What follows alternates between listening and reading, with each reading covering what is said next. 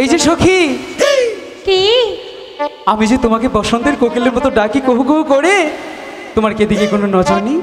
তোমার ডাক শুনেই তো আমি তোমার কাছে এলাম, তাকে তুমি দেখতে পাচ্ছ না? সত্যি বলছো? হ্যাঁ। তোমাকে দেখলে আমার কি মনে হয় জানো? আমাকে দেখলে? হ্যাঁ। নতুন করে আবার কি মনে হয় শুনি? তুমি লাল ডালি মেরে ডানা,